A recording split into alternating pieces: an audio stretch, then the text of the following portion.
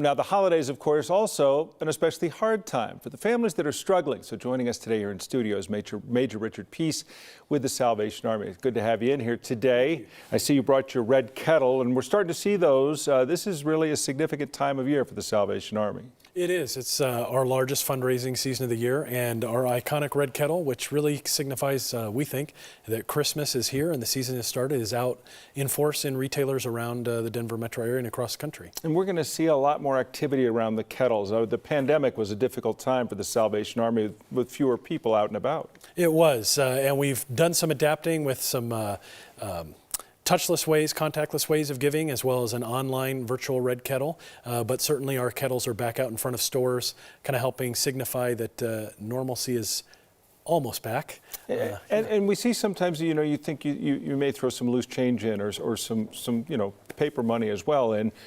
But it's a significant piece of what the Salvation Army does. What comes out of those kettles is quite a bit. It is. It's here in the Denver metro area, it's about 20% of our fundraising for the year. And all of that stays here locally to help our neighbors in need. So whether you can make a donation, or we're also looking for volunteers that can help man those kettles. If you've got some spare time, we'd love to have you join us. Now, you're also talking about having a lofty goal this year. Again, the pandemic certainly hit fundraising of many different charities, but you'd like to see a big number this year. We would. Our goal this year is $1 million across Denver Metro, and we have faith that we can do it, and that together as a community we can raise those funds to make a difference in people's lives. I want to talk about this huge grant that you got. It has to do with homelessness, but it's $5 million. Can you tell us more about where it came from and how it's being targeted? Sure. It came from the Bezos Family Foundation, and it's being used for a project that we're doing in West Denver called the Alameda Campus, where our goal is to build an 85-unit facility, not really facility, but an 85-unit shelter for families.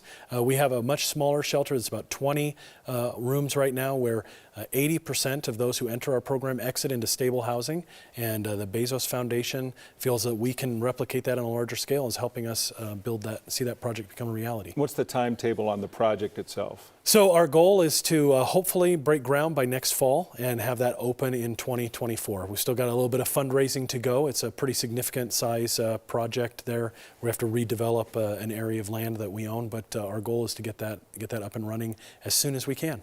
Well, Thanksgiving tomorrow, we're going to hear the bells ringing. We'll see the kettles about. I know people will, as they always do, be generous and give as they can. Major Richard Pease, thank you very much. Thanks very much, Tom. Good to see you here. Happy holidays.